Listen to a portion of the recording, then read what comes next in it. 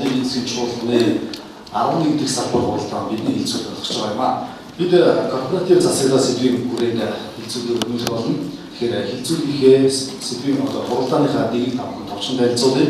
За эхний 3 хэсгээс бүрдэн эхний хэсгийг Эрдэс Монгол компани гүйцэтгэх захирал ноён Ямсайхан компани үндсийн сэдвээр бэлтгэлийг тавих болно. За хоёр дахь хэсэг бол модераторын зүгээс панелистуудаас асуулт асууж, гурав дахь хэсэг нь та бүхний өмнө микрофон бас нээлттэй байгаа. Бичгээр ч гэсэн асуултыг ирүүлж болно.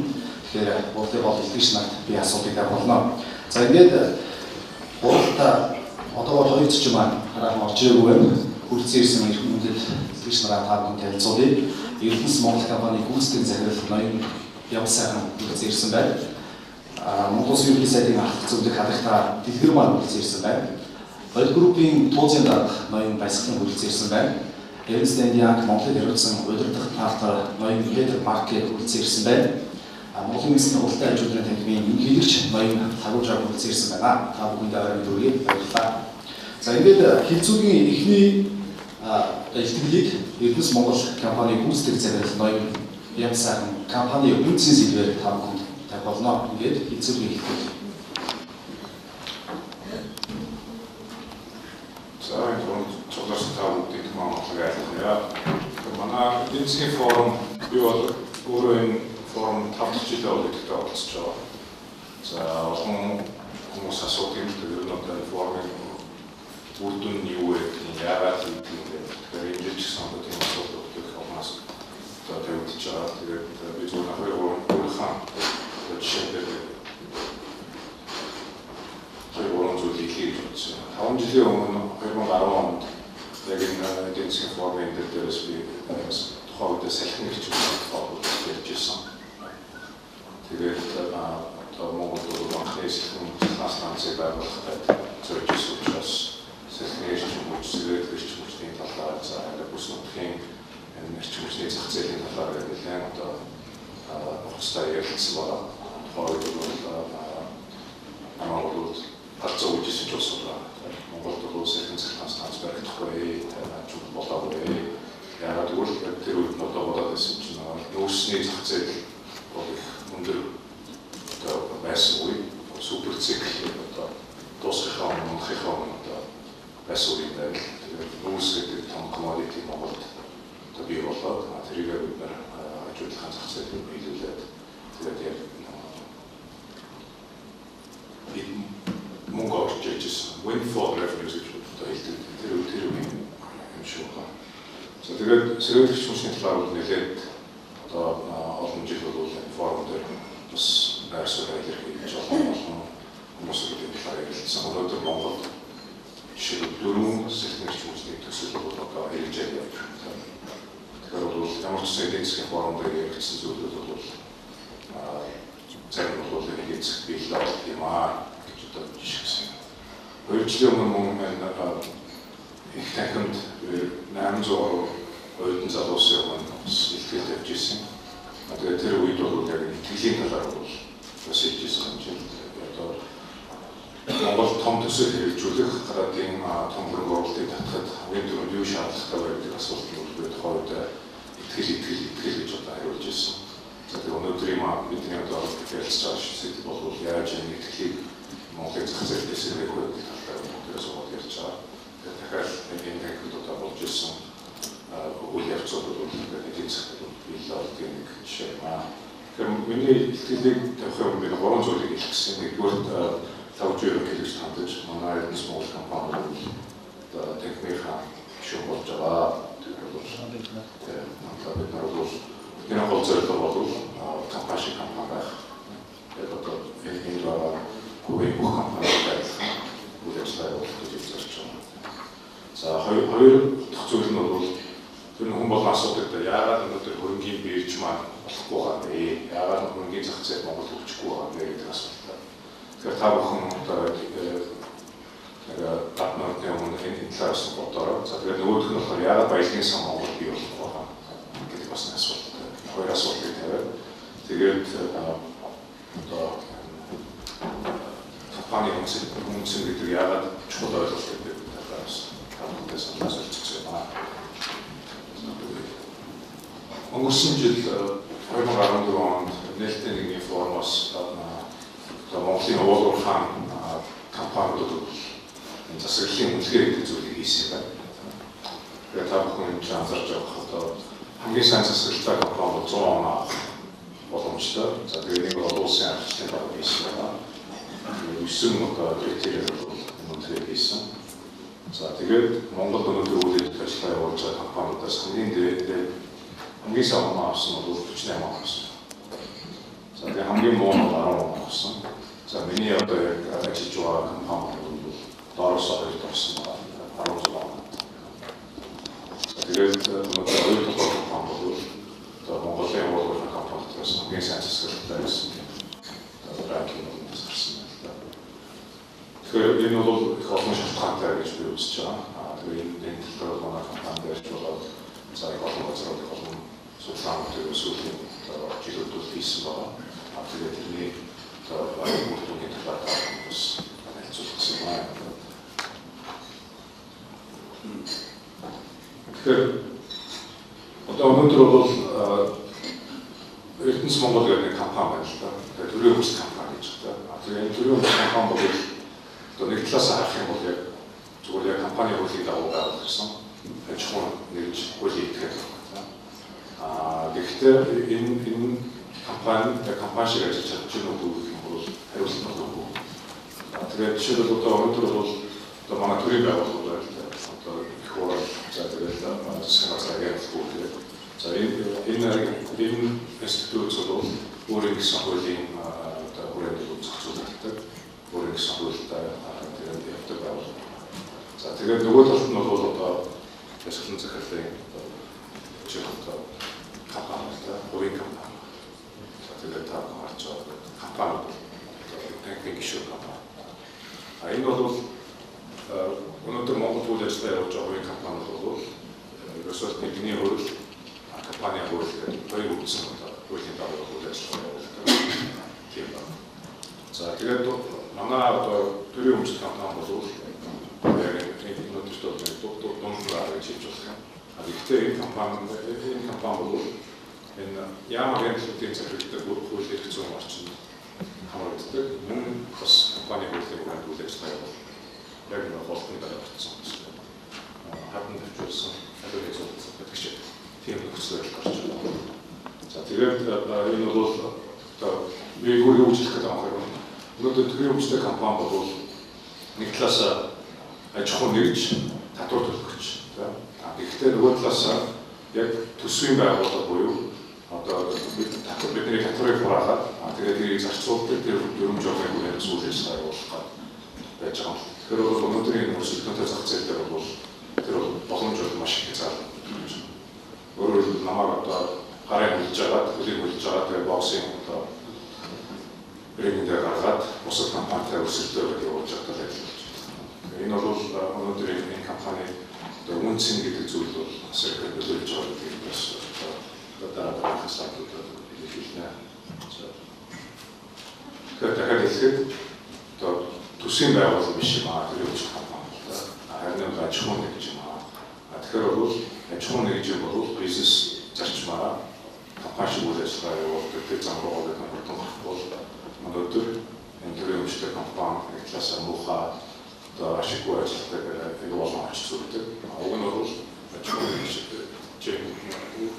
бизнесийн зарчмаар явах юм бол энэ компаниуд өнөөдөр ашигтай ажиллах боломжтой байгаа. За тэгээ хамгийн гол нь энэ компаниуд дээр бол том одоо хөрөнгө байгаа. Тэрийг бол зөвхөн зах зээлийн зарчмаар нэмэх юм бол энэ компани үнцэн гэдэг нь бол одоо сайжрах боломжтой. Жишээл одоо манай Багнуур гэдэг хөгжил компаниг одоо аваад үзэх юм бол 25% рүүний биржтэй арилж чаддаг. Тэгээд 25% нь одоо өнөөдөр value гэж хэлдэг шүү дээ. Тэр нэг market cap-ыг аваад үзэх юм бол 25 сая доллар. За тэгэх юм бол энэ Багнуур гэдэг компани одоо үнэлгээ нь бол заах 100 сая доллар үнэлгээтэй компани гэж одоо үзэж болох юм. Нэг талаас нь үнэлэх юм да. Энэ компани өнөөдөр бид нэр цааш нь илүү үнцэнтэй болгоод за тэгээд илүү үр ашигтай болгоод хувьцаа эзэмшигч буюу одоо Монголын иргэд эндээс илүү үр шимтэх боломжтой юу гэдэг талаар бид өнөөдөр яриад байгаа. тэр боломжтой байгаа. Тэр нь юу вэ гэхээр олон улсын стандарт. Өнөөдөр олон улсын стандартыг бид нэр хэрэгжиж байж одоо яг тэр жинхэнэ тэр өмчийнхаа астихаа тэр value гэдэг юм одоо зовж байгаа юм аа гэж. За тэгээд өнөөдөр чи одоо Эрдэнэс Монгол компани бол өөрчлөлт өөр структур өөрчлөлтөд за англиар restructuring гэж хэлж байгаа юм да. Тэр зам руу гарч байна. Тэгээд гол зорилго нь бол өнөөдөр энэ улсын хэмжээгээр өөрчлөлт чадвартай тийм аж ахуйн нэгж болох компани болох гэсэн зорилго байна. Тэгээд энэ дээр бол бид олон зорилтуудыг тавиад 10 жилийн дараа бид одоо тэр дээр байгаа Temasek шиг зөвлөд тэр бидний Rio Tinto шиг тийм компани боломжтой юм байна. Гол нь бол сайн засаглалтаа ашигын төлөө бизнесийн зарчмаар ажилладаг гэсэн. Өнөөдөр бол тавх манзаар Эрдэнэс Монгол хаан ашигын бус нийгмийн одоо чанартай зорилготой. За тэгээд хараад бөгөөд би нас бус гэж байна. За тэгээд түрүүн эхлэхдээ би асуусан асуулт бол ер нь өргөний бирж яагаад болохгүй юм бэ? Яагаад баялагын сан бий болохгүй юм бэ гэдэг асуулт. Тэгэхээр өнөөдөр бол манай байж байгаа нөхцөл байдал бол та бүхэн мэдж байгаа. Одоо өнөөдрийн Монгол үйл ажиллагаа явуулж байгаа компаниуд холбоо шалтгаанаас болоод одоо гадаадын зах зээл дээрээс бол хөрөнгө оруулалт санхүүжилт босгох боломж хомс байгаа. Энэ бол манай өнөөдрийн эдийн засгийн болоод улс төрийн одоо эрсдэл зүйлтэй бичлэг байна бол бид одоо улсын зах зээл дээрээс босгох боломжтой болно. За хэм бол өөрөлдөн бол энэ сууж байгаа юм бол компани үнцэн нэмэгдэн. За тэгээд компани үнцнийг бид нэмслэр бол эдийн засгт бол нэр бүрдүүлж байна гэж. За тэгээд энэ тал дээр бол бид олон улсын жишээ бол хангалттай байна. Энэ талаар бол бид сүүлийн хэмжлэг хангалттай судалсан байна. За хамгийн одоо жишээ бол бид Сингапурын Temasek гэдэг компани талаар сүүлийн үеийн ярьж байгаа. Тэр нь бүгдээр л түрүүний тэр юун замаар явсан байна. Түрүүний слайдаар цаатар боллоо. Энэ замаар бүгдээр явсан байна. Төрийн өмчтэй компани байж байгаа. Өнөөдөр бол дэлхийд хамгийн өсөлтөж байгаа хөрвүүлдэг компани болж чадсан байна. Тэгээ өнгөрсөн 7 хоногт би Сингапурт байхдаа Сингапур одоо Temasek-ийн бас зарим нэг удирдлагатай уулзаад тэгээд асуултыг тавьсан. Ер нь танаа Temasek өнөөдөр ийм дэд зэрэгтэй гарагийн холбоотой боокс нь юу вэ гэж асуувал нэг зүйлийг хэлсэн.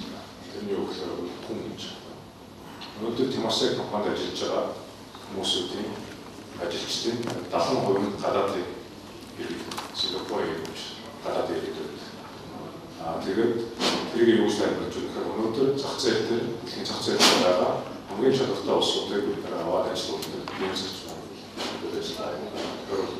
Өөрөөр компани үнцэн гэдэг нь хүний одоо фактор гэдэг нь өдрөөр тэгээ хамгийн сайн хүний аваад зах зээл дээр аваад ажиллах юм тохиолч чаддаг.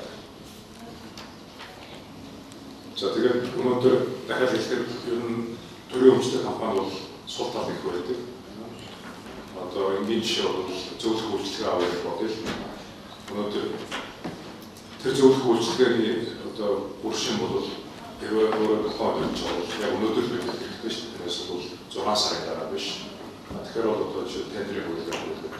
Тендерийн хуулиар үүрдэг. За хамгийн бага тооцоод бүх юм номер сарын 46 хоногийн дараа бид зөвлөхийг авч ажиллах боломжтой болж байна. Хэрвээ маргаан гарах юм бол тэрнээсээ цаашаа 3 сар 6 сар үргэлжлүүлж гэж байна. Тэр бол 6 сарын дараа бол зах зээл чинь өсөлтөд экспортлдог бол нэг өнөөдөр ирэх юм бол 6 сарын дараа болох юм байна.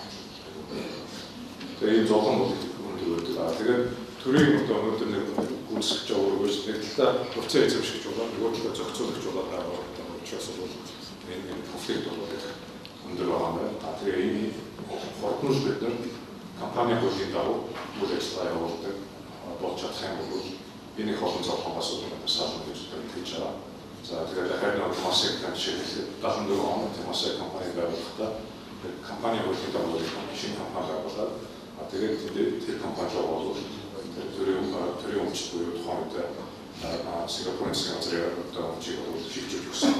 Тэгээд яг би даасан компани болоод явна. Тэгэхээр энэ өөрчлөлтийг бид нэр одоо хизээ яаж хийх вэ гэдэг өнөөдөр ярьж байна. Энэ талаар одоо тодорхой хуулийн хэцүү өөрчлөлтийн шинжилгээний талаар ажлууд хийж байгаа. Тэгээд энэ бас ажлууд талаас мэдээд байгаа. Эрчим сайдын талаар мэдээлэл өгнө. Тэгээд бид нар бас энэ талаар өнөөдөр ярилцах боломжтой гэж байгаа гэж бодож байна. Та бүхэн одоо анхаарал тавьсан их баярлалаа. Ер нь яагаад өнөөдөр хөрөнгийн барьж ажиллахгүй байгаа гэхээр өнөөдөр манай компани маань үндс нь бол одоо багтаа байгаа. Өөрөөр хэлбэл хөрөнгөнд байхгүй учраас хөрөнгийн барьж ажиллахгүй байгаа. Ингээд хэлдэг. За тэгээд нөгөө талаа бол яагаад баялагын сан байхгүй вэ гэхээр орлого ашиг нь орж ирж байгаа одоо бид баялагын сан бол бий болгоно. За өнөөдөр жишээ нь манай Эрдэнэс Монгол компани бол бас нэг жишээ л хэрвээ Багнуур гэдэг компани эсвэл Широо гэдэг компани ашигтай ажиллаад дивиденд өгөх нь бол тэр дивидендийг бол шууд хүний үйлчлэлийн сандад гаргаж авчихсан. Өнөөдрийн хэцүү ингээд одоо өсөлт юм л. Тэрийг бол одоо буруу зөв гэх бол хэцүү л. Тэгэхээр өнөөдөр тийм хэцүү байна. Тэгэхээр энийг одоо бид нэр төрийн өөрчлөлт бол компани маань жижиг хэвээрээ үнцэн бага хэвээрээ байх юм бол бид гаднаас мөнгө чадахгүй гэдэг асуудал. За хилцүүрээ үргэлжлүүлээ. Асуулт хариулт байлаар үргэлжлэнэ. Монгол Улсын авах зөвлөх дэлгэр манаас ихний асуултыг асууя. Тэгэхээр Бэмсахан цагаар сая танилцууллаа. Төрийн өмчит компаниуд ашигтай ажиллахгүй байх шалтгаануудыг аваад үзэх юм бол төрийн өмчит компаниуд болоод төр хоорондын харилцаа засаглалын хүндрэлүүдийг одоо нэрвэлдэг л дээ. Тэгэхээр үүнийг шийдэхэд бол шийдлийн засгийн газар юу хийхээр төлөвлөж ажиллаж байна? Ер нь бол манай төрийн өмчит аж ахуйн нэгжийн эдийн засгийн үр ашигтай ажиллах хэрэгцээ орчныг бүрдүүлэх гэхээс илүү өөрчлөлт санаа болсон. За яг нэг хийж байна вэ гэхээр сая сайхан захирал ярьлаа. Сүүлийн баг үндсэндээ 3-4 жил манай шийдвэр гаргагч төвшөнд судлаачид эдийн засаг шиг бүгдээр л дэлхийгээр нэг туршлага судалж явсан. За энэ ялангуяа уул уурхай дэлбэрт чиглэлийг мөн майнинг энэтэй холбоотой ямар одоо загварыг бид нутагшуулах вэ гэдэг хамгийн их зэс гаргаж байгаа Чили улсаас ихсүүлээд нүүрс олборлж байгаа Австрали за дэлхийн 2 том холдингс компаниудын загвар бүхий Сингапур, Люксембургийн загварыг суулгах жишээтэй. За ингээд туршлага судлах гэсэн утгаар нь бол монголчууд бид нар хангалттай туршлага хөрвүүлсэн юм шиг байна. За тийм мэдээж нэгэн туршлага хөрвүүлсэн гэсэн утгаар нь бол Улсын хурлын эрхэм гишүүдээс эхлэн Монгол Улсын ерөнхийлөгч засгийн газраас олон удаа санаачилсан. Тэр утгаар 2007 онд Эрдэнэс хэмжээл компаниг байгуулсан. 2007 оны эцэг 2009 оны бас сүүлчээр хүний хөгжлийн сан гэдэг хуулийг сангийн тухай хуулийг батлаж нөгөө Эрдэнэс хэмжээл гэсэн анх нөгөө нэг майнингасаа уул уурхайгаас авах ашиг цэцгийн газруудаас бүх одоо ногдол ашиг одоо юу гэдгийг дэлхийн зах зээл дээр IPO босгож оруулах гэдэг мөнгө бүх юма Эрдэнэс хэмжээл гэдэг энэ институт руугаа шингэн гэсэн утгаар оруулж ирснээр дараа нь хүний хөгжлийн сан гэдэг санг байгуулснаар одоо би та нарт энэ жагсаалтыг үзүүлэх юм бол амжиг юм хэлээ л дээ. Ер нь бол хүний хөгжил сангаас Монгол улсын нэрээр 15 онд хүртэлх гişиг үеийн хэмжээ тогтоох тухай их хурлын тогтоох 2012 оны 10 сарын 25-нд 0-аас 18 хүртэлх насны хүүхдүүд сар 20,000 төгрөг бас өгнөөл. За дараа нь 128,000 төгрөг 55 ба түүнээс дээш настай эмэгтэй, 60-аас дээш насны эмэгтэйчүүд энэ дараа нь улам цаашлаад 1 сая төгрөг гэдэг. Ерөнхийдөө бол сонгуулийн циклтэй холбоотой бид нар бол энэ бий болгосон одоо энэ нөгөө эрдэнэс хэмжээл гэдэг хөрөнгө оруулалтын тийм агрессив одоо хийн зах зээлээр гарах ийм компани байгуулна гэж ярьж ирсэн боловч харамсалтай нь энэ зөв цаасан дээр их сайхан мөрөөдлийн одоо нэг юм загвар бий болсон жишээ. Тийм учраас өнөөдөр бол бид нар гэж одоо би засгийн газрыг төлөвлөж ярьж байгаа зүйл байна. Шийдлийн засгийн газарт бол яг шийдвэрээ гаргах тийм цаг нь болсон. Яг тэгвэл хоёр одоо том усрын хүчин хамтарсан одоо эвслийн засгийн газар байгуулсан учраас бид нар 96 оны 5 сард баталсан төрийн болон орон нутгийн өмчийн тухай хууль гэдэг энэ хуулиараа тэрнээс өмнө тэрний дараа нь бас яг хуулийн дээр үндэслэж гаргасан иргэний хуулиар гаргах цаг болцсон байна. Өөрөөр хэлбэл бид нар одоо төрийн өмчийн нийтийн өмчийн төрөл хэлбэр хоёр бүртлээ холио иргэний хуулийнхаа 99-ийн 2-т биччихсэн байна. Нийт өмчийн төрийн орон нутгийн шашин олон нийтийн гэсэн хэлбэртэй ингээд өмчийн төрөлийг хэлбэр гэж зарчсан байна шүү. За үүнээс улбалаад орон нутгийн өмч гэдэг өнөөдөр манай 400 өмчлөгчтэй болсон. Бүх сум өөр өмчтэй. Манайх одоо федерал буюу холбооны ус нүгүү. Тэр утгаараа бид нар энэ төрийн өмчийн тухай хуулийг бол төрийн болон орон нутгийн өмчийн 1990 оны 5 сард болсон энэ хуулийг даруй өөрчлөх хэрэгтэй. Ер нь бол төрийн одоо өмчийн тухай хуулийг маань өөрөө та нар бүгдээ мэдж байгаа эдийн засагчид энэ хувийн хөвшил хизээч авдаггүй яагаад гэвэл эрсдэлтэй алдагдaltaй учраас хувь ордоггүй. Одоо байсгалтай ярих баг. Нөгөө талаас их хэмжээний хөрөнгө оруулалт шаардлагатай тэр утгаараа эрсдэлтэй ийм юмыг бол төр өөртөө одоо нуунд ачаа болгож авдаг.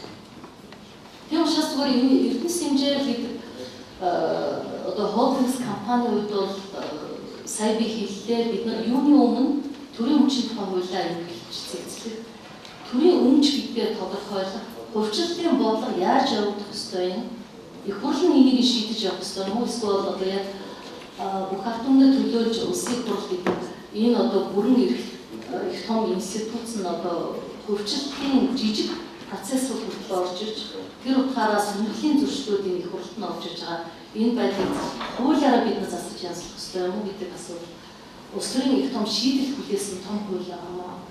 Тийм учраас магадгүй одоо энэ шийдлийн засгийн газар бол төрийн өмчийн хуулиас бол эхлэн зүйтэй гэсэн утгаар хэрэг эрхлэх газрын дарга баяр зураг тэмдэг ажил хийсэг байгуулагдаж энэ үндсэндээ одоо төрийн өмчийн тухай хууль бол бэлэн болж байгаа.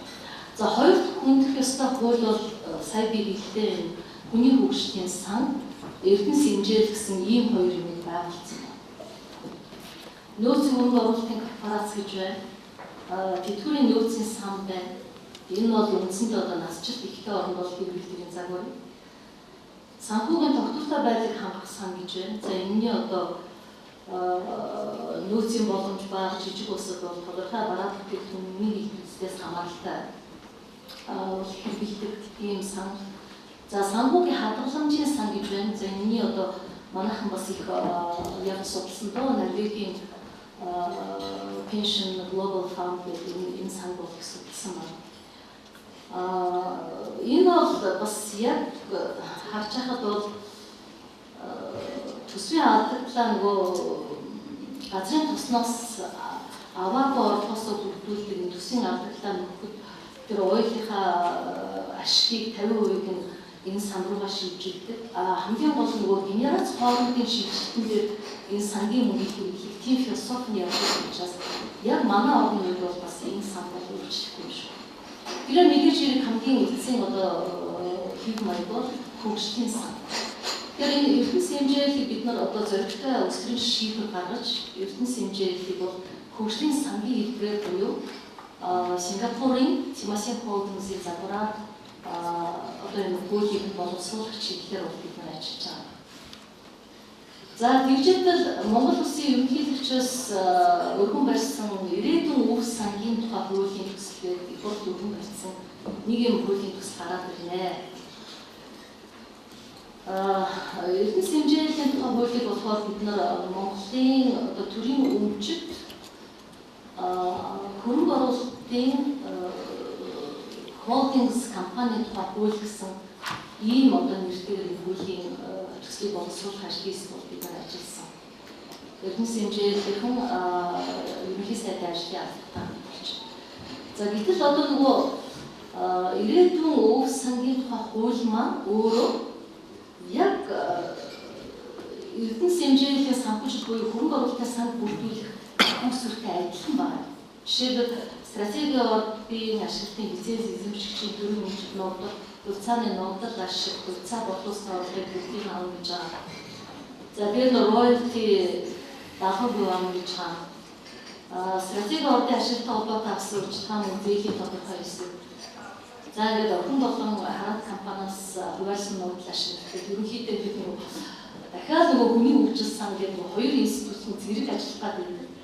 Тэр утгаараа бид нар бол ерөнхийдөө энэ асуудлыг нэг мөр шийдэж бид нар энэ одоо эрдэнэс хэмжээл гэдэг энийгээ сангийн хэлбэртэй бус корпорацийн хэлбэртэй байлгах гэхдээ дэрэгд нь сан байж энэ нэг ямар зүйлээ бид нар хөгжлийн санчны угаасаа нөгөө том прожектууд руугаа явдаг шүү дээ. Тэрнийхээ хайж байгаа бас тодорхой хэмжээгээр бид нар энэ ногоон хөгжил тодорхой хэмжээгээр боловсролтой зарцуулж байгаа. Тодорхой хэмжээгээр ахмадуудаа өгж байгаа, тодорхой хэмжээгээр төсвийн шилжүүлэх хийж байгаа гэсэн. Энэ одоо зөв зохистой байдлыг хийхгүй болохгүй байна гэсэн утгаар энэ уулийн төслүүд бол боловсруулж байгаа. За тэгээд статусын асуудлыг чухалтай одоо манайх хичнээн одоо хувийн эзэмшигч нь байх юм. Сангийн яам байх юм уу, Монгол банкны дэргэд байх юм уу, бие даасан байх юм уу гэсэн утгаар. Тэгэхээр корпорацийн энэ хэлбэрт орчих юм бол мэдээж хэрэг асуудал байна. Хувийн эзэмшигчдийн хувьд бол эрдэнэс хэмжээлийн хувилбараар бол одоохондоо Монгол банк, уулуурхай яам гэсэн хоёр хувийн эзэмшигчээс бүрднэ гэсэн ийм хувилбар бол явж байна. Тэгэхээр мэдээж хэрэг энэ дээр бол бас тодорхой хэмжээгээр сангийн яамны оролцоо байхгүй бол өөр хэлбэл санхүү төсвийн асуудал гэсэн төрийн төв байгуулах болохгүй гэсэн үг. За ингээд эцэст нь хэлэхэд ер нь бол бид нар энэ ялангуяа энэ төрийн өмчит компани, төрийн өмчөд оролцоотой компаниудыг улс төрөөс ангид байлгах ямар одоо эрх зүйн механизм байх вэ? Яаж одоо энэ удирдах зөвлөлөө бид нар бүрдүүлж байгаа. Бүх асуудлыг ерөнхийлөгчөөс шийдэх үү, их хурлаар орж нөгөө дэвшүүлдэг гурван субъект нь байх уу гэсэн утгаар ийм байдалтайгаар манай энэ компаниуд бол хязгаарч ашигтай ажиллахгүй. Хамгийн гол нь ерөнхий эрсдэл одоо толерант байх гэдэг тэр зарчим маань энэ стратегийн байршлаа өөрсдөө тодорхойлох, өөрөөр хэлбэл хөрөнгө оруулалтын удирдамжид нөлөөлөх хэмжээгийн хуулиараа тодорхойлж өгөх юм бол энэ компаниуд амжилттай ажиллана гэж бодож байна. Тэгээд заалнаас бол аудиториос асуух ахаа гэж бодож баярлалаа. За баярлалаа. Тэгэхээр 2007 оноос хойш санхүүгийн зохицуулахаар компани засаглалын кодексийг батлаж мөрдүүлж байгаа. Гэтэл бид бас өнөөдрийн хүртэл компани засаглалыг яаж төлөвшүүлэх вэ гэдэг асуулыг яриа сууж байна л та. Тэгэхээр тодорхой яг ямар шийдэх ёстой гэх шийдвэр тулгараад байна.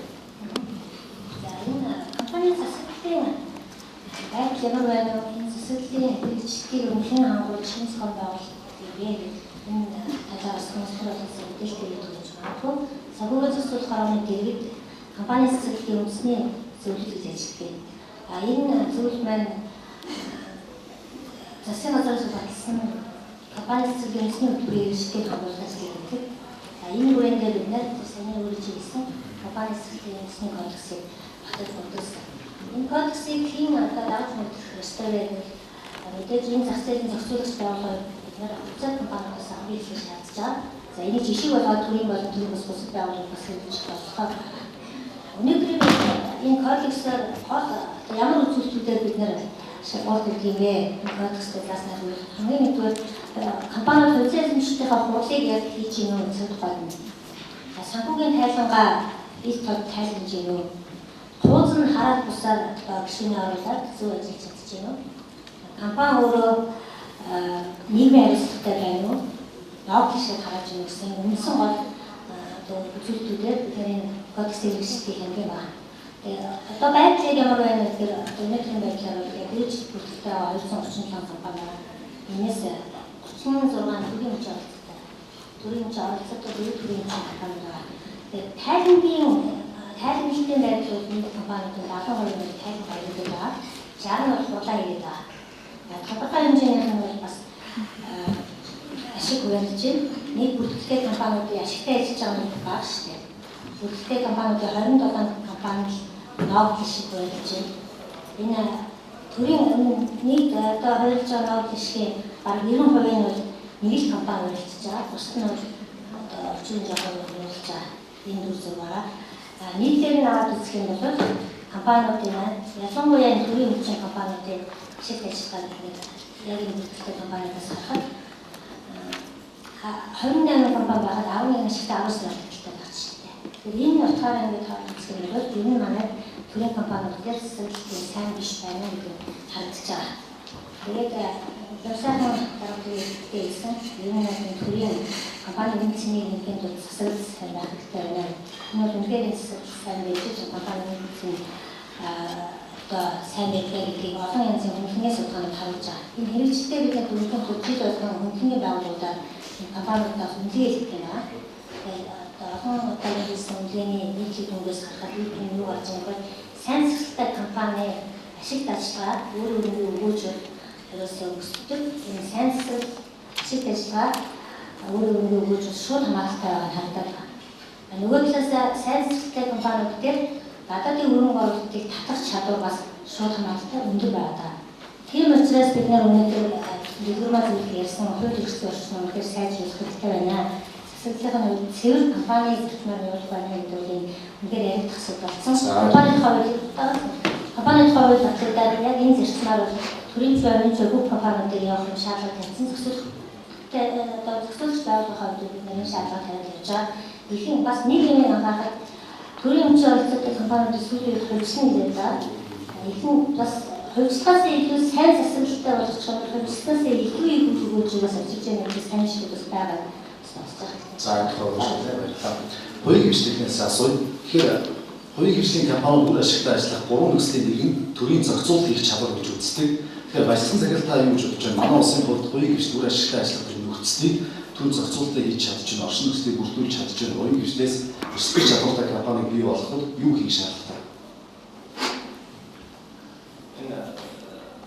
Өөр салбар хэсгүүдээс өнөөдөр үеийн төлөвлөлтөөс хуучлуудын өрсөлдөж чадвартай асуудлууд яасан ч би дэлгэрүүлж ямар манай одоо юу чинь арилжуулалтын компани үнцэн компаниас асуулт гэсэн юм байна.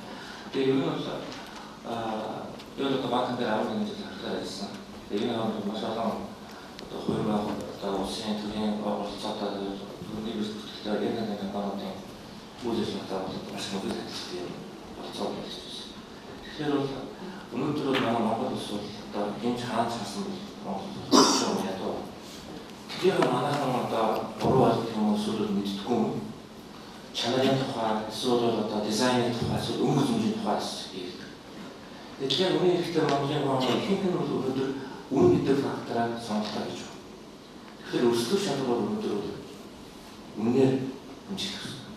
Тэгэхээр дараа хүмүүсийн авалгын мэдээд тэгэхээр дараа хүмүүс ингээд жоохон чинээр өгөхөөсний гадаа тийм ээ байгаль орчны асуудал, чанарын асуудал, өнгө дизайны асуудал ийм бүрээс бидний одоо тойрч чадахгүй юм хүссэн үсэг байж байна.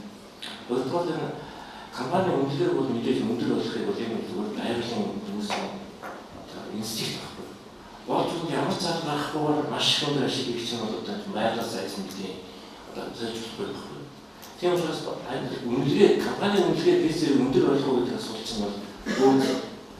Тэгэхээр одоо сүүлийн хэдэн жил одоо компани асуулт сайжирч байгаа бол компани үнцэн аягүй сайжирч байгаа гэдэг тийм ойлголт яваад инээр гэдэг мод бол компани засаглалын тухай олон байгууллагуудаар янз янзын сценарий зохион байгуулалтаар ерөөсөө компани засаглал ерөөсөө бүх юмний эзэн болж байгаа юм байна гэсэн тийм юм яваад байгаа. Тэгэхээр би компани засаглалын талаар зөвхөн хэдэн үг хэлж байгаа юм. Ер нь бол хэрвээ тэр эзэн эсвэл хөлбөмбөлөгч хэл зэрэг олон их хүнтэй харьцах тусмаа тэр хүн тэр өөрийнхөө компанийг өдөртөх хянах шаардлага байхаас багтмаар гарч ирж байгаа. Тэгэхээр тэр хүн олон ажилтнтай болоод олон оролцогчтой болох тусам өсөөгүй тэр бид нар компаниас асуудал гэж нэрлэх юу гэж нэрлэх нь тэр дотоод журмаас ажиллах гэсэн аргагүй болж байна. Хэрвээ тэр хүн анзаарах юм бол тэр огт хийхгүй. Хэрвээ тэр компани бүрээр олон бүр томроо олон мянган ажилтнтай болоод олон мянган хаягдагчтай болоод хүмүүсээс мөнгө татдаг болоод тэгээд дээрээс нь нэгэн том хэмжээний нийгмийн хариуцлага гэж яриад байгаа шүү дээ. Тийм хүнтэй болоод юм бол тэр хүссэн бүсрийгөө тэр компаниас асуудлыг сайжруулах юм чинь тухайн компани ашиг болох шууд нөлөөлж байгаа учраас энэ хүчээр одоо юу гэдгийг санхүүгийн зохицол хаалган санаа тэгээгүй байна. Эсвэл татврын ерхий газар санаа тэгээгүй байна. Гэхгүйгээр тэр бол өөр автоматар хийгдэж байгаа юм процесс юм.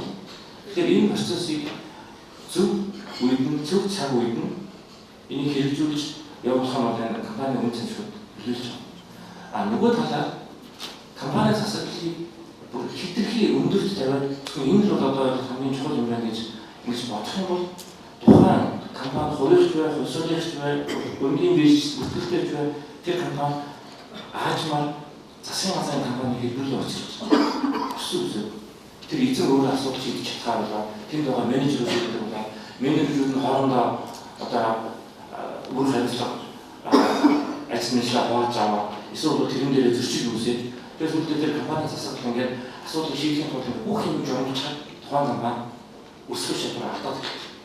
Тийм учраас ингээд бид нар бол тэр альва зүйлийг тэр компани засаглалч бай, үн цэнж бай, эсвэл одоо тэр хууль дүрмжч бай хэрэгжүүлэхдээ тухайн зах зээл дээр хамгийн оновчтой бөгөөд тэр чухал тэр цэгийн олж ихгүй бол манайхан бол одоо манай Монгол нэг төвөөс байдаг юм байна. Аюул тийм тууштай нэг зүйл байгаа. Тийм ээ. Одоо уулуурхаа хөгжүүлэх стадиод одоо андаас хамгийн юм ингээд өөрөөсөө бүрээд өдрөнд гэж явж байгаа тийм. Одоо бол ингээд бизнес шаашч одоо нууц жаа нэрээр одоо хүнсэн дээр бүх үнцэнтэй байж болох бүх компаниуд хувьчлээ.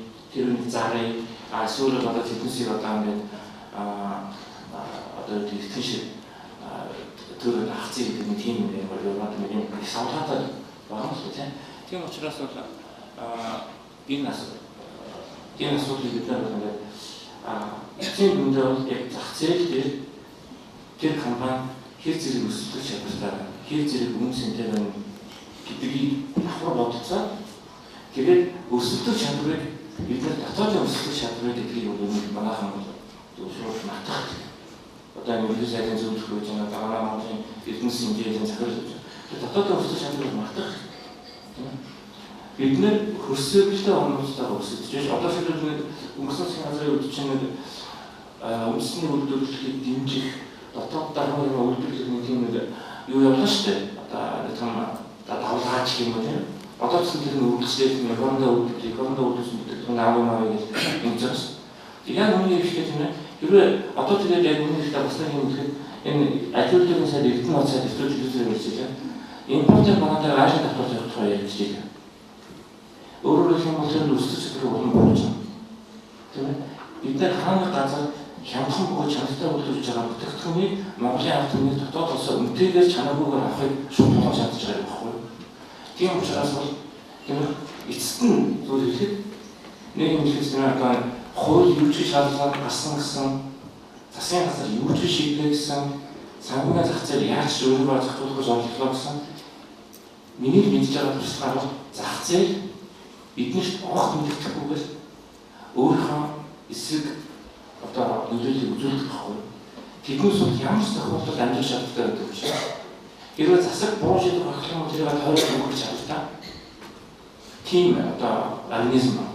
Тийм учраас тэр зах зээлийн үндсэн тэр хөдөлгөөнд ажиллах зохицуулах шийдлээр төр оролцсон гэхээс биш тэр алтан дээр яг нарийн татвар авчаар татврын олгон нэмэгдэн гэж бодоод эцсийн үр дүнд нь бол манай Монгол тийм ээ олбож байгаа алтан хэмжээ хэвээрээ ирнэ.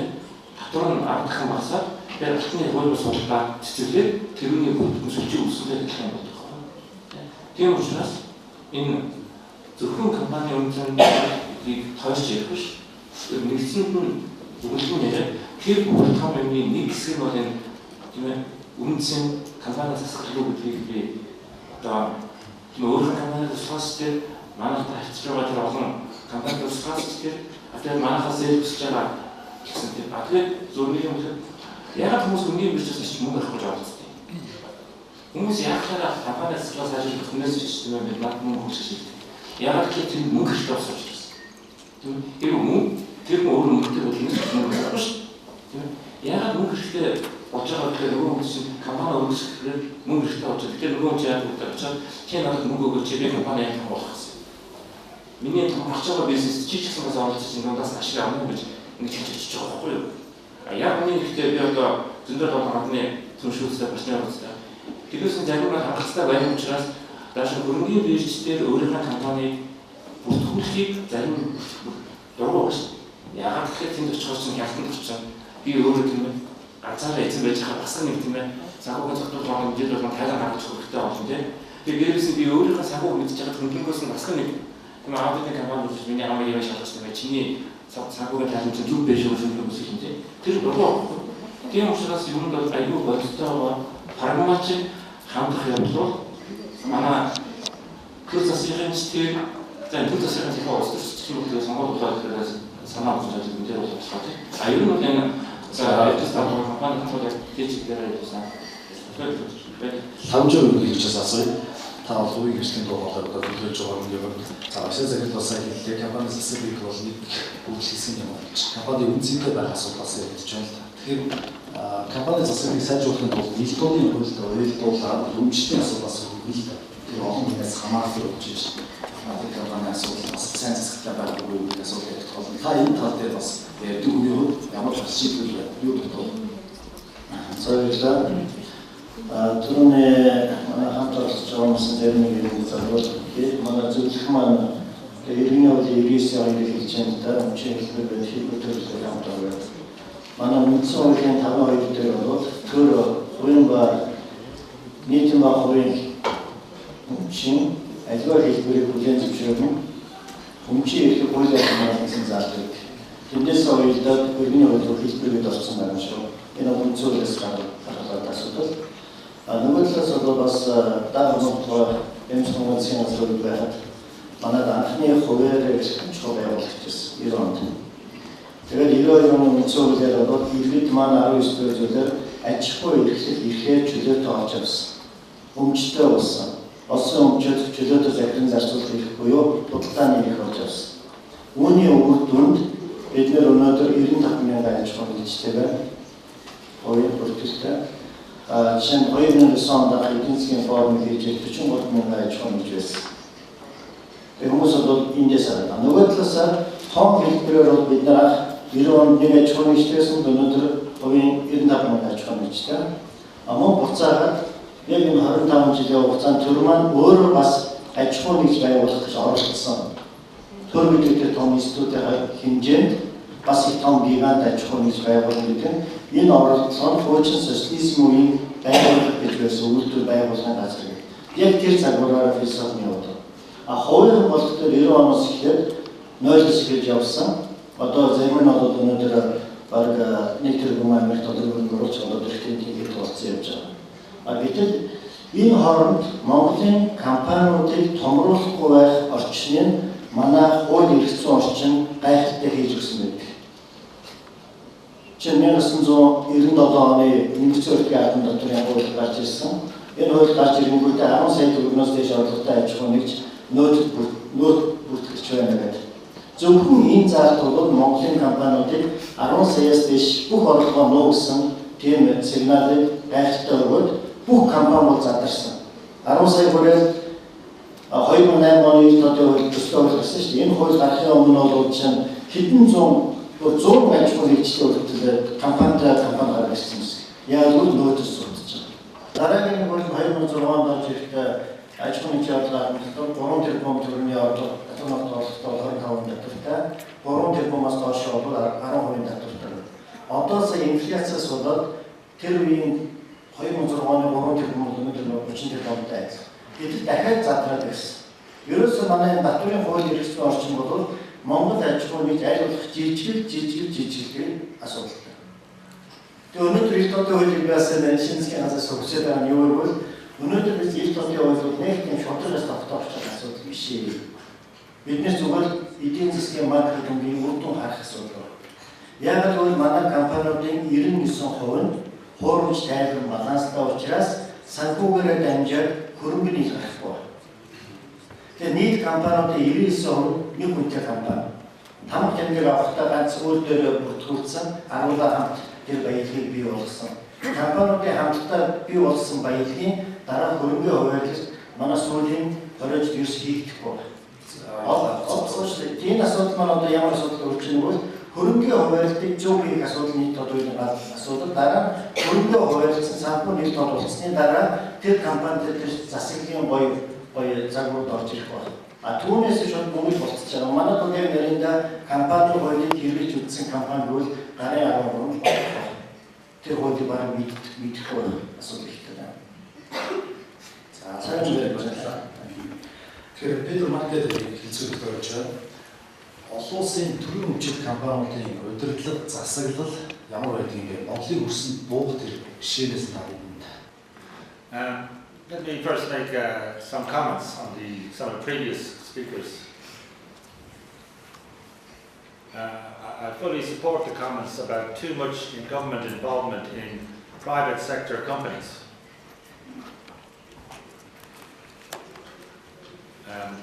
The focus for government should be on the companies that are key to the country and that are dealing with the public in an open sense. So companies listed on the stock exchange, companies that have licenses from the government for operating telephone systems or for TV systems, companies that have licenses for operating mines, and companies that are regulated like banks and insurance companies. These should all be the focus of corporate governance requirements imposed by government, by the regulator, as is common in other countries. For every other company which is owned by private individuals, which does not seek money from the public, they should be allowed to do their own business. Their relationships are with their banks and with the tax authorities, and they are the only people they should have to deal with in these matters. If they decide to have bad corporate governance and lose money, well, it's their own money they're losing. Obviously, people will try not to lose money, they will try to run their business as well, but they should be allowed to do their business and get on with it. I think such an approach would be very beneficial for Mongolia because it then allows real focus on the companies that are important to the long-term success of the economy. It allows resources to be focused where they need to be instead of being spread far too thinly across the whole economy and in many cases tied up on matters that are trivial and do not really make much difference in the end of the day. A good example from the business I'm in, we are Ernst & Young, I'm sure everyone knows, we are an audit firm, we audit many companies here. Every company in Mongolia has to have an audit every year. In America, no company has to have an audit unless it's listed on the stock exchange or it's a regulated company. Which economy is more successful, America or Mongolia? The attitude in America is private companies can do their own business. It's up to them, it's a private matter, whether they need an auditor or not. It's up to them also as a private matter whether they appoint independent directors to the board, whether they have a corporate governance charter, and how they run their business. This gives them much more freedom and flexibility, as the previous speakers both mentioned, to take risks, to seek out new areas to invest in, not to be tied up in red tape, not to be worrying about being accused of doing something wrong, which doesn't actually help their business move forward. So those are some of the international experiences we see that we think could be very beneficially copied here in Mongolia. Another area I would mention, to go back to some of the initial slides, the model of Temasek has often been mentioned here, I think, as a very good model for a kind of corporate institution to hold the key investments of the state.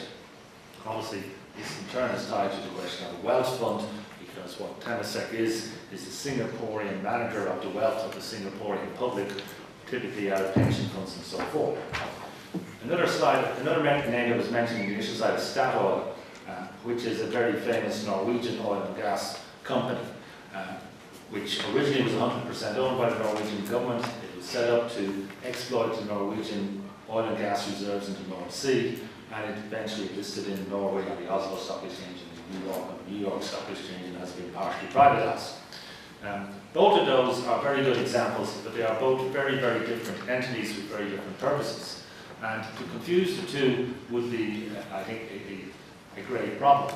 I think Erdenes NGL at the moment looks more to me like Statoil than it does to Temasek. Think of it this way: Erdenes NGL is holding these stakes in the mining industry. At the moment, if I was a wealth fund manager, I would not be investing in mining. I would be investing in technology or some other areas that are on the upswing, whereas mining at the moment, as we all know, is in a difficult situation. If Erdenes NGL had the role of being a wealth fund manager on the Temasek model, it would then have the challenge of not investing in its main subsidiaries, the mining companies. Yet, clearly Mongolia needs a model that allows the mining sector to be developed to world class, to get the existing mining interests up to a level of world performance in order to ensure the long-term wealth of the country. So I would think it's worth more time to study those two different models and ensure that we have a clear structure that is beneficial for the long term. Thank you.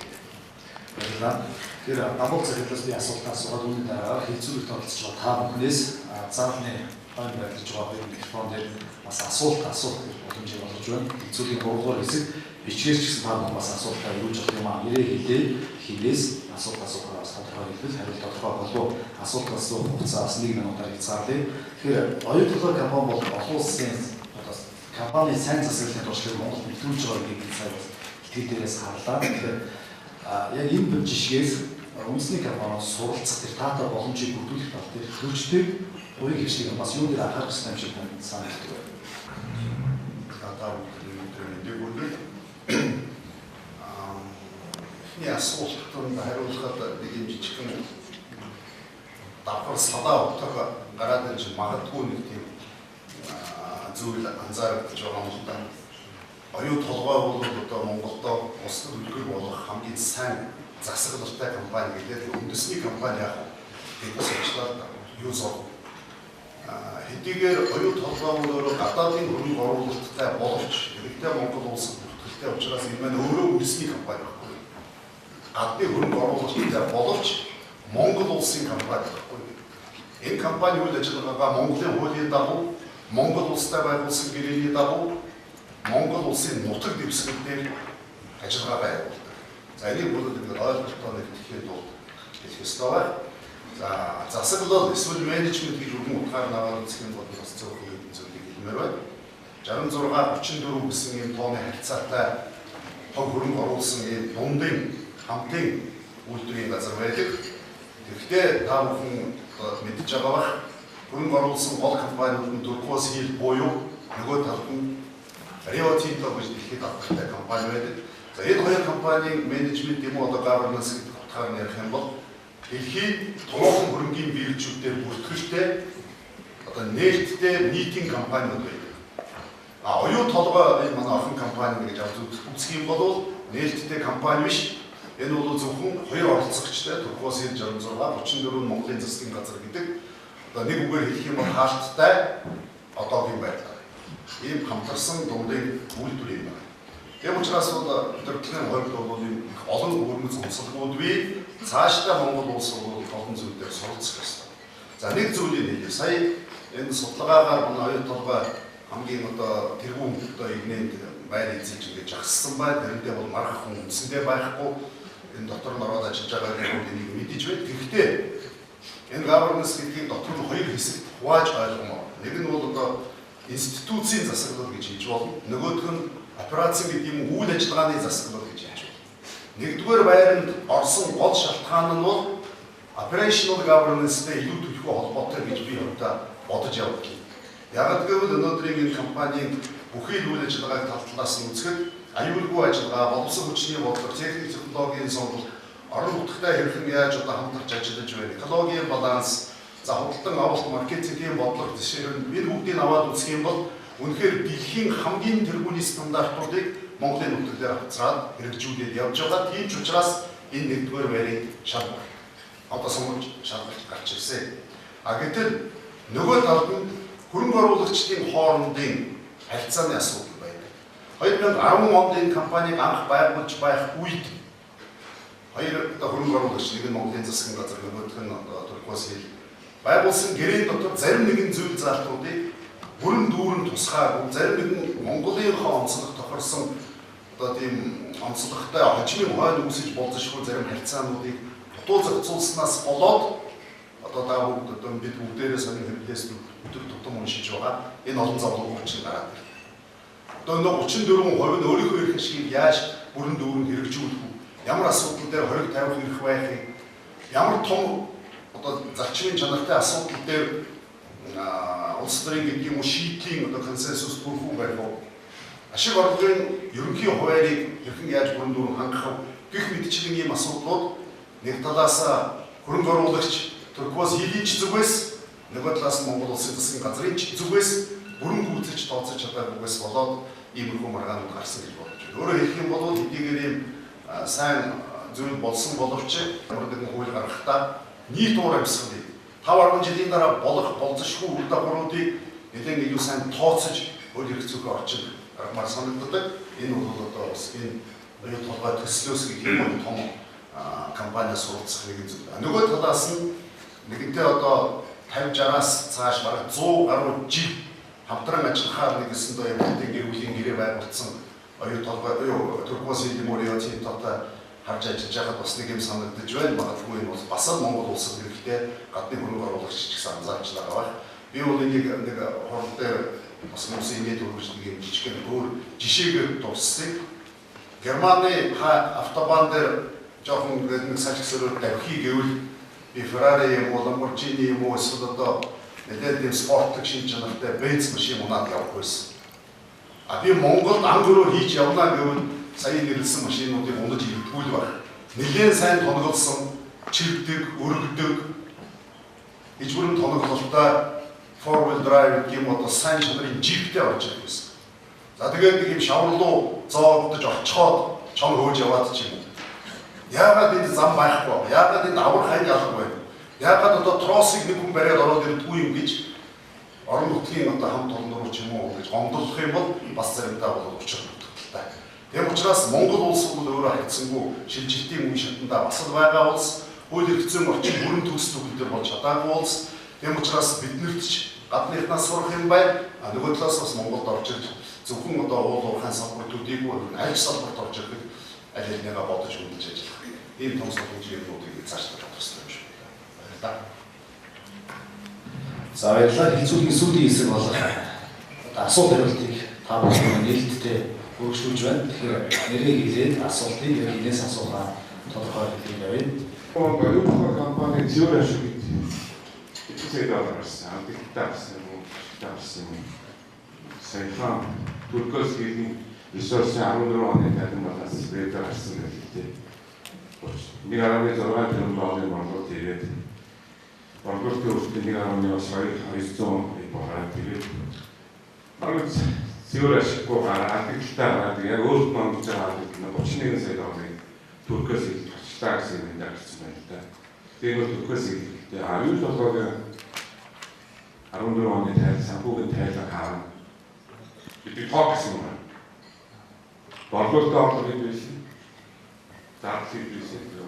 Өдөржингөө зардал хэд байсан? Татвар хэд байсан гэж зөөр ашиг хэлсэн.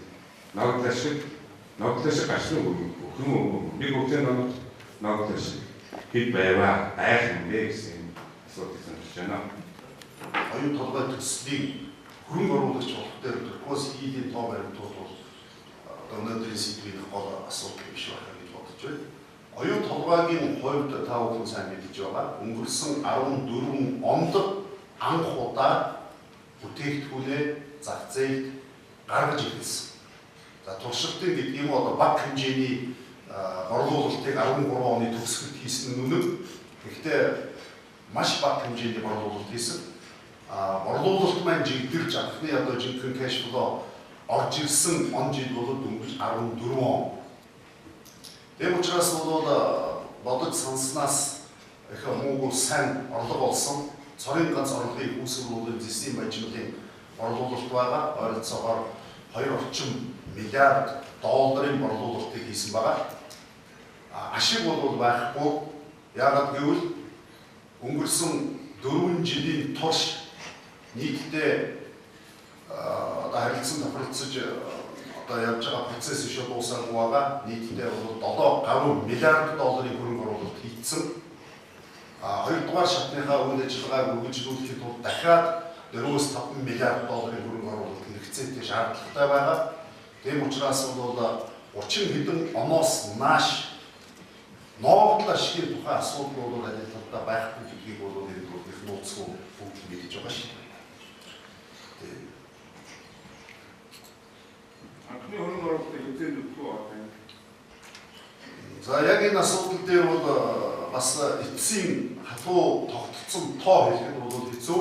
Энэ дээр бол маргалтж байгаа. Ягаад гэвэл нэгдүгээр үе шатны хэрэгжилтийн явцад анх тооцож байсан техник эдийн засгийн үндэслэлээр ярьж тооцож төлөвлөж байсан зардлаас нэлээд их хэмжээний хэтрэл гарсан.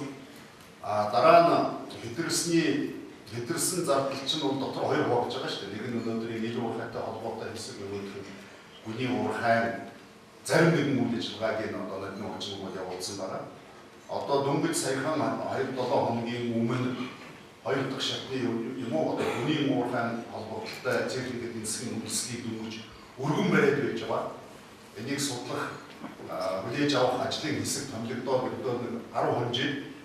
Энэ учраас бол тэр дүнгууд нь бүрэн гараагүй. Урьдчилсан тоо зарим нэгэн маргаантай тодорхойгүй байгаа, эцлэгдээгүй байгаа тоон дээр шууд хэлэхэд бол хэцүү. Ямар ч байсан анх 2010 он гэрээ байгуулж байх үед тооцож байснаас Ноогдол ашиг хүлээж авах хугацаа нэлээд хойшиж. За, зөв эдийн засгийн асуултанд хариуллаа.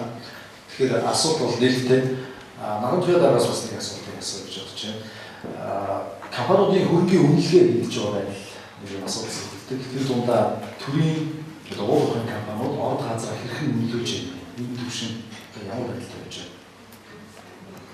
За, үнэлгээний асуудал бол үнэхээр бас анхаарах хэрэгтэй асуудал байна. Зөвхөн компаниудын өөрийн үндсэн хөрөнгө өсөх хөрөнгүүдээ үнэлэх асуудал бол өнөөдөр арчилсан дагуу үнэлээд явж байгаа. Яг энэ урд удаан компаниудын нөөц үнэлэх асуудал, орд газрын үнэлгээний асуудал гэхээр энэ бол өнөөдөр манайд олуулсан гэрээ стандартыг хангасан үнэлгээний аргачлалч байхгүй. Энэ аргачлалын дагуу хийгдэж чаддаг үнэлгээч байхгүй. Тийм болохоор бид нэр одоо нэг жишээд бодоход 5 компани дээр бид нэр одоо ордоо үнэлж пластик тусгаж чадаагүй байна.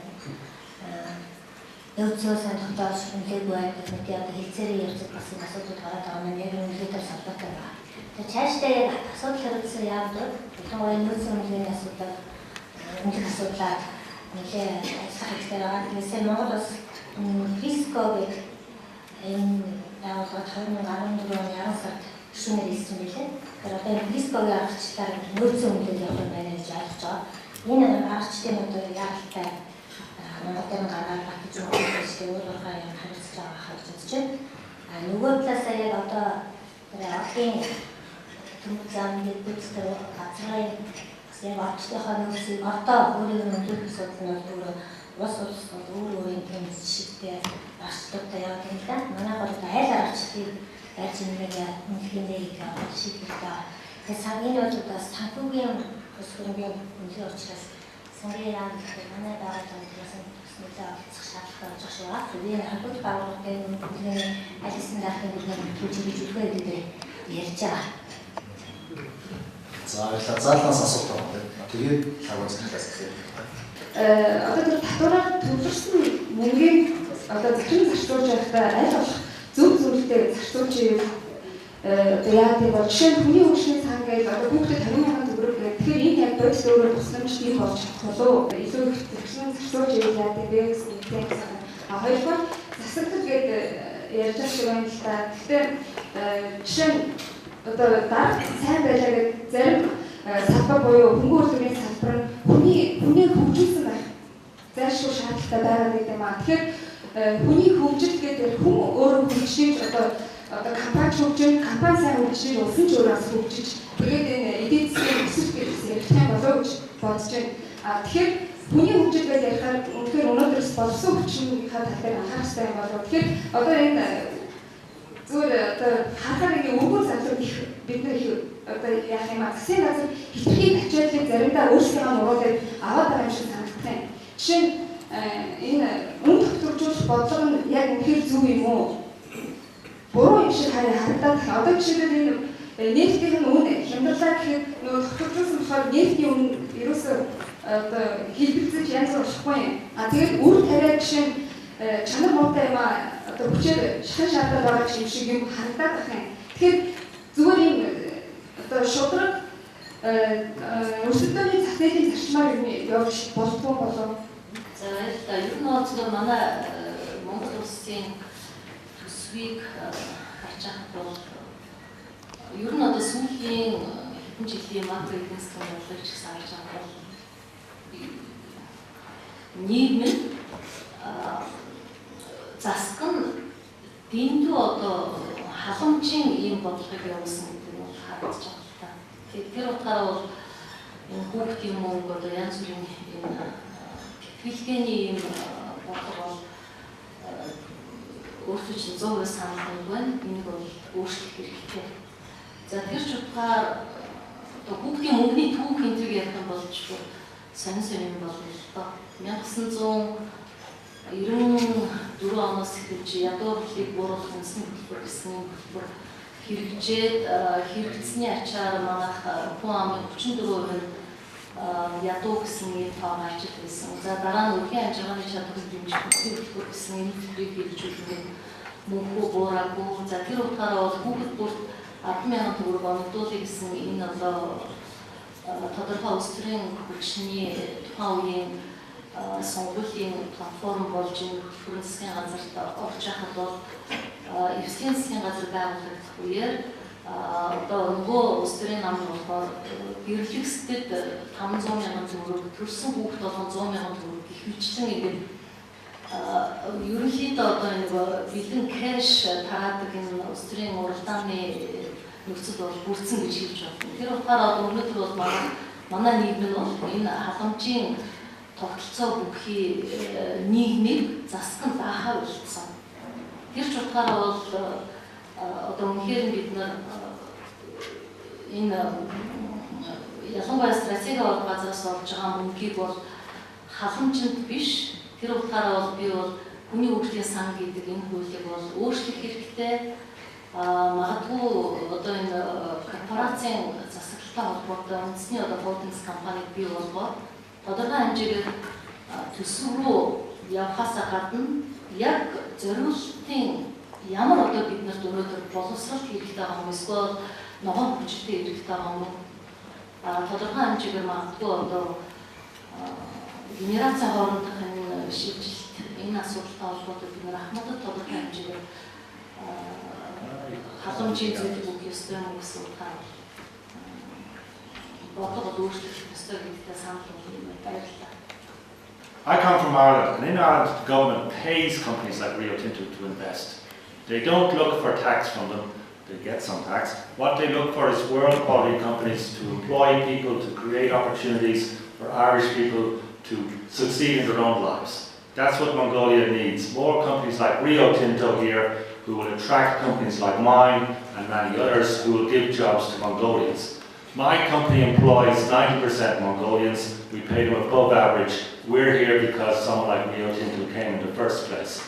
We need more companies like Rio Tinto who want to come here and invest because that's the best way to develop the economy and that's the best way to ensure the poor people living in the Gur towns have a decent chance in the future to have proper incomes and to have proper jobs. This whole focus on how much tax Rio Tinto is paying to the government is totally misleading. It will just end up in the country in 10 years' time wondering where they're going to get out the next hole it's in. We need a much more positive approach to international investment to develop the economy and to create real jobs for everyone that are meaningful and exciting and that pay properly. Тэр бол төрийн нийтийн хамгаалалтын өмчийн хууль байхгүй. Гэсэн үндсэн хуулиараа төрөний өмчийн хэлбэрийг хүлээн зөвшөөрөх өмчийн хуулиар хамгаална гэсэн. Biz irgin öğretmen töreni temaslı olmuştuk. Türü ormanı olmuştuk. Türü olmuştuk. Hayır, türü öğretmiş töreni temaslı olmuş. Töreni temaslı olmuş. Kaçar gezin böyle var mı dost? Erkeklerimiz ne kadar tutamazlar. Hatta inniğe çok olsa bu izin işleşik olacaksın. Hatta türü ormanı olmuştuk. Sakçı.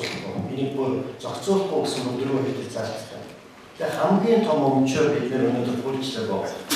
Ya türü ormanı izin 야한 кампаниуд хүү босхгүй гэдэг бидний эзэмшиж байгаа гол үнж төрийн нийтийн агуулгын үнж байгаа. Тэр юусээр ч юм уу, зэсээр ч юм уу тэр үнжөө үнэлэх өөрийн хөрөнгөнд бүртгэх ямар ч ирэх байхгүй.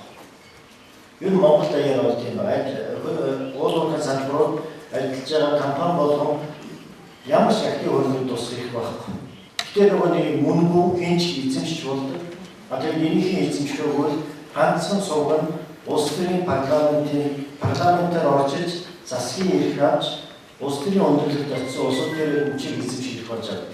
Ерөөсөө сүүлийн манай том өнөөдөр яриад байгаа хямралч гэсэн яг нарийнда олон нийцэд солигдсны дараа менежментэнд ажиллах улсуудыг солигдсон 3 жилийн тийм туйлшрал явагдсан шүү. Тийм учраас одоо төр орнуудын өмчөөр орохдоо төрийн нийтийн амралтын өмч маш тодорхой болгож хин эзэмших ажиллаж байна. Дараа нь тэр өмчөөс засгийн газар аж ахуйн жиргэн адилхан өрсөлдөөнөөр эзэмшиж ашиглах хэрэгтэй. Тийм бол асуудал байхгүй. Хүндрэл гарахгүй тийм. Нөгөө талаас яг корпорацийн дөрвөлсөн чинь 37 ширхэг малаа хувьчил явж ирсэн өнөөдөр 5,000 ширхэг малтай болсон явж байна. Тэр бол одоо төрийн хамгаалалтын өмчтэй. Гэхдээ энэ хүн бол тэр өмчөөр эзэмших ашиглах байгаа учраас өөрөө захирал асуудал хэрэгтэй учраас өнөөдөр 5,000 малтай явж байна. Гэхдээ буцаад 5,000 малтай малчид буцаад юу хэрэгтэй юм бол яг шинэ буцаад тэр компани бол процесс нь одоо тэр хүн дахиад хэрэгтэй болж байгаа байхгүй. Гэх мэтлэн би сая энэ бодлогоцоо хэлэх байна л да. За тэгэхээр заавал хоёр уулзагчийн асуултыг аваад хэлцүүлэх өндөрлүүлээ. За Монголын дадлштай бол хэлцээ бол надад бас асуулт байна. Юуны компани угаасаа хамгийн их шийдвэрлэх үүсгэсэн ингээд 3 түвшинд ажиллах явуулдаг байгаа. Тэгэхээр сая хэлсэн компани сэтгэлийн кодексыг одоо үндсэндээ энэ хадгалах компаниудыг хэрэгжүүлэхийн тулд энэ түвшингүүдэд одоо нийлүүлэгчийн хэрэгсүүллийн гүйц түвшингүүдийг одоо зөрчил илрүүлээд ингээд зассан яг ийм асуусан тохиолдол байгаа юм бүртгэгдсэн юм бол байгаа юу? Тэгээд тэрээс өмнөх нэгдсэн хурлаанд бас ярьсандаа төр засгийн хэмжээнд засаглалт гэдэг асуудалтай байгаа. Эргээд төрөмч оролцоотой компаниуд хувийн төрөмч төлөвлөлтийг аль хэдийн байгууллага хариуцсан гэдэг. Эргээд засаглалын дамжаад тэр нь халдаж орж ирээд байгаа. Энээс одоо хамгаалах ямар хөдөлгөөн хяналт байх юм бэ? За энэ кодексийн хэрэгцээг манай Тэсвэр хорооны өсөн дэсэсээр компаниуд тайлбараад үйл ажиллагааны олон талаас нь танилцуулдаг. Нэг хэлбэр нь бол одоо энэ засаглалын байдлын нэгэн хуваалцсан юмнуудыг ажиглаж шалгах. Дэвтэр зайнууд, сөрөг тайлбар тайлбарч юм. Энэ утгаараа байнга засуулж ийм зурцыг гаргаж байгаа. Тухайн үедээ энэ шалгалтын өсөн дэсэсээр мэдээлэл өгөх зурцыг айлтгуулдаг. За энэ хоёр талаас нь хэлтэй авах шүү дээ. Яг түүний асуудалтай хангалтын хяналтын дотор хамаарч ирж байгаа. Ер нь цаашдаа хяналтын өшөө сайн болгоё гэдэг байдлаар сөрөг өсгөх бороо одоо Монгол улстай хамтарсан хяналтын болцоо одоо механизмыг сайжруулах хяналт судалтынхаа тусгай бие даасан газар гаргаад ирж байгаа. Өмнө нь одоо нэг 3 салбарын хариуцсан газрын хяналтаар цуг ижтэй бүх зөвсөлт өгөх ажиллагаа цуг гэдэг байсан. Тэгэхээр энэ олон улсын хандлага ч гэсэн бүх одоо засаг оролцогч хэлтүүдийн үйл ажиллагааг хянахад хяналтын эрсдэл суурилсан хяналтын зарчим руу явъя гэдэг ийм нэмэр шийдэж байгаа. Тэгэхээр бид нар бас өөрсдөө мэдээлэлээр одоо энэ эрсдэл суурилсан юм гэдэг учраас бүх мэдээллийг өгчиж авч явах. Ялангуяа компаниудад компани шинэ одоо үндэсний хууль компани хуулиар шаардсан заа нийтдээ их байх гэсэн мэдээллийг нийтдээ хэлэх юм уу гэдэг юм хэлээ. За баярлалаа. Энэ шиг асуултыг байгаль ажиллагаа. За бид тэнд Нэмсэн захирлалд санал болгоод тэгээд энэ асуух маягтай хэлэх гэж байна. Таны хэлэхэд оюун толгой ер нь бол засаглалын үед бол сайн гэсэн компани дүнтэй гарч ирсэн. Аргууд ирээдүйд хөрөнгө оруулагч компани бол үндэстэн дамжсан том компани. Тэгээд нийгмийн асуудал бол энэ бол маш чухал байдаг. Тэр дотор одоо санхүүжүүлэгчийн шаардлагуудаар экологийн хувьд одоо ямар нэгэн байдлаар алдагдaltaгүй байх чинь тэргүүндээ байдаг. Гэхдээ манай одоо төрийн оролцоотой компаниуд жишээ нь Багнуур жишээ компаниуд бол экологийн асуудлыг энэ бол хамгийн ололтой байх чинь жагсаалт үзүүлэх чиглэлээр саяас энэ асуудлаас баясгалан чанар экологи бол дараагийн асуудал.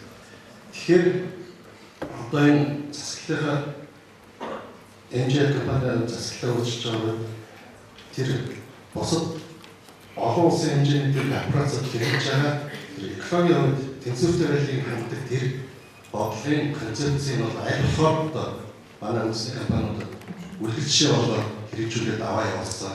Тэр талаар бодлого төлөвтэй оруулаа явж байгаа үстэй зөвлөмж асуулт нэг гэж байна. За баярлалаа. Хариулт бол тийм ээ. Бид нэр яг тэрийг зөвлөж байна. Одоо олон улсад байгаа стандартыг бид нэр өнөөдөр тойрж гарахгүй, тэрүүд хүрэх ёстой. Тэгээд хүрэхийн тулд бол бид нэр хамгийн түрүүнд өөрийнхөө үйл ажиллагааны арга барил сэтгэлгээндээ бол том өөрчлөлтүүд явуулах шаардлагатай. Тэгэхээр таны сая хэлсэн одоо тэр яг экологийн байгаль орчны тал дээр бол хариулт бол тийм ээ. Гэхдээ тийшээ бид нэр одоо өнөөдөр зөвхөн журам батлаад юм уу тэр тушаал гаргаад хүрхгүй нь ойлгомжтой. Тэгэхээр бол тэр замыг бид нэр яаж илүү түргэн буюу одоо яаж илүү томсох уу гэдэг тал дээр бол одоо фэнзэн бодлоо гэдэг. За би зүгээр жишээ хэлье. Би өнөөдөр компанид ажилд ороод 2 юм дээр анхаарсан. За нэг нь бол галын аюулгүй байдал.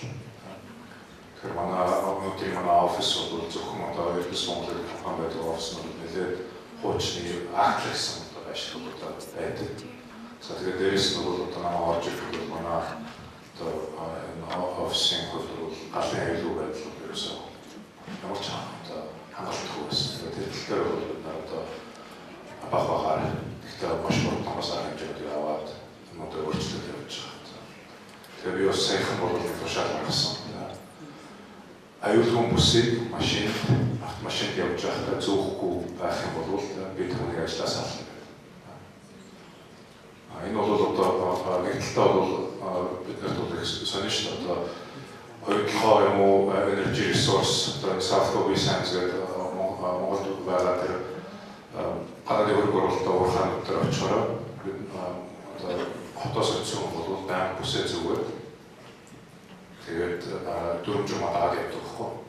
Тэнгүүд хотод ирэхээр бүсээ зүгөө болчих бас тийм зөндөө тохиолдол харагддаг.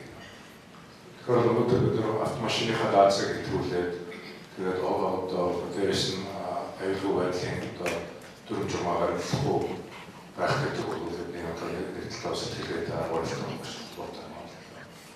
Тэгэхээр бол тийм зүйлээс бол бид хэлж байгаа. Стандартуудыг бид дугуйд дахиж зохион бүтээхгүй ойлгомжтой юм чинь аваад хэрэглэнэ. Харин тэр стандарт яаж бодох вэ гэхээр түрүүний бидний ярьдаг хүний асуудал байна. Өнөөдөр бид мэдэхгүй чадахгүй юм байгаа бол мэдээж чаддаг хүнээр дийлгээд тэгээд хажууд нь сураад тэгээд тэрнээс илүү болоод тэгээд шинэ стандарт тогтооход төлөвлөж явна шүү дээ.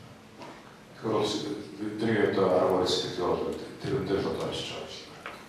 За ерөнхий сайдын зөвлөх 10 туяа 2 дугаар ханд сэтгэл байна л да. Энэ компани хуулийг өөрчлөх хэрэгтэй байна. Хараа бүс захирлыг сонгодог загвар Монгол болохгүй байна.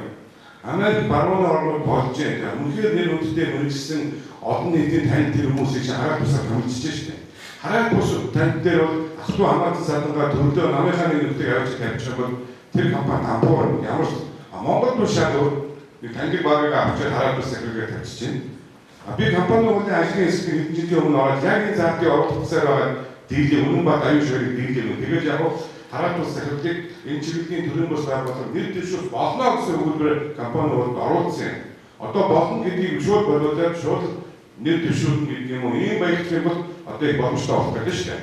Өөрөөр хэлэх юм бол компани нэр дэвших ороогүй компани хамгийн том хувьцаа эзэмшиж тогтоож байгаа, амжиж байгаа. Тэгээд тэр нэр дэвших ороод өөрийнхөө найзыг тавьчаад, өөрийнхөө гарын үнийг тавьчаад, за чи наад хараад бас захирлаа тэрийг сонгоод аваад ирээд үүрэг даах. Тэгээд болоо. Энэ механизмын өнөөдөр хаах хэрэгтэй. Ялангуяа төрийн өмчтэй. Төрийн өмчийн хороо яах гэж хараад бас захирлд сонгоход оролцох гэдэг нэг ойлголтоор байна. Оюун толгой 5 толгой энэ том компаниудыг хараад бас захирлуудыг ерөнхийдөө томилж ямар хэрэгтэй юм. Оюун толгой хараад бас 3 гишүүний 2-ын төв томилгол доо. Нэг нь бол хараад бас гишүүнийг өөр завар харсан. Хараад бас захирлуудын холбоогдсон төрийн бас байгууллага томлъё. Тэр хүн хараад бас захирлууд тэр байгууллага хараад бас захирлууд томилсон хараад бас захирлууд ажиллаад хариуцлага хүлээе. Одоо хараад бас захирлууд ямар хариуцлага хүлээхгүй байж байгаа тэгээд болчихж шээ. Ийм саналтай За баярлалаа. Тэгэхээр сүүлд нь би бас түүчгээ зүгээс явсахан захирлаас нэг асуулт асуучих. Тэгээд хилцүүлэг маань өндөрлөж байна. Дэлхийн хөрөнгөний зах зээл дээрээс одоо хөрөнгө босгож чадсан томоохон корпорациудын жишээг бол та бид сайн мэднэ. Тэгвэл Эрдэнэс Монгол компани цаашаа энэ чиглэлээр ямар дөрөвтэй байж таах гэдгээр төлөвлөж байна. Өнөөдөр байгаа бид нэр өөр байгаа хөрөнгөө хүн шиг болох хэрэгтэй. Тэр нь бол яг л одоо хайлт нь олуулсан стандарт. Улсын санхүүгийн стандартыг дагаж болохгүй гэдэг нь мэдхгүй. Улсын менежментийн одоо дараа барилт стандартуудыг бид өнөөдөр авч хатна хэрэглэхгүй гэдэг нь мэдхгүй. Тэгэхээр бол өнөөдөр бид нэр хичнээн одоо нөөц сайтай боловч Монгол агаараа яг үзэх юм бол бид нэр улсын зах зээлээс бос боломжгүй. Харин өөр байгаа юмаа тордоод тэрийг бол одоо зөвөр удирдах юм бол Тэтгүүн отохгүй мөнгө босох боломжтой. Мөнгө босгож иж түрүүс маш захирлус хийсэн шүү. Тэгээд би бол манай орон тэгээд тэрийг аваад бидний англи сайчаад Монголын ажилтнаа болохтой гоё жишээ болдог. Ерөөсөө тэртэлтэй анхаарч байгаа. Тэгэхээр хөрөнгө мөнгө татах ажлууд хийх хамгийн түрүүнд санхүүгийн аудит гэдэг зүйлийг бол одоо улсын стандартын дагуу хийж байгаа. Тэр одоо Ernst & Young, Deloitte гэдэг юм одоо компаниудаар ажиллана. Тэгээд энэ процессыг явуулж байгаа. Түрүү хэлсэн би харамсалтай тендерийн хавлыг авах учраас өнөөдөр бол энэ сонгуулийн сургуулийн процесс болж байгаа удаад байгаа. Уг нь бол одоо шууд л өнөөдөр хэлэх байна. Тэгээд сонгуулийн сургуулийн тэгээд одоо энэ тендер явах учраас удахгүй аудиторудаас сонгоо. Тэгээд дээрээс нь үйл ажиллагааны аудиторыг бол манай охин компани буюу өөрөөр хэлбэл тэрэн дээр үндэслээд яг дараа дараагийн шатууд юу болох маш тохиолж байгаа. Харахгүй явахгүй яг зөвлөхтэй төлөвлөлттэй юм гэж байна. Баярлалаа. Корпоратив засаглалын бие бүрээд өөрөөсөө бидний хилцүүлгийг түрээд өндөрлөж байна. Хилцүүлэгтээ Эрдэнэс Монгол компани гүйцэтгэх захирлын бие сайхан оролцлоо. Монгол Улсын ерөнхий сайдын алх зөвлөх дэлгэрмээ оролцлоо. Санхүүгийн зөвшөөрөх хорооны дарга Наруудын оролцлоо. Эрдэнэс Эдийн Монголын хариуцсан төлөх партнер Аян Петр Маркийн оролцлоо. За баяр группийн төлөөлөл өдөртөх зөвлөлийн дарга баясгалан оролцсон ажлаас учраас төрүүлээд явлаа. За Монголын үндэсний худалдаа ажилтны тархины дийлэгч Аян Лавж оролцлоо. Эрдэнэс Оюутгын компани гүйцэтгэх захирал Аян Гамбол нар оролцлоо. Та бүхэнд баярлалаа. Хилцүүлгээ төгсгөл та бүхэн бас нэг зар туулгыг Монгол Улсын ерөнхий сайд сайхан бэлгийн хүлээн авалт тууш зочдууд 6 цаг 30 18 цагаас эхлэх юм биш үү? Соён төдний юм та бүхэн хэлж байна. Тэгэхээр 18 цаг туушин зочдын соён төдний Монгол Улсын ерөнхий сайд та бүхэн хүлээж авах юм аа. Би баярлалаа.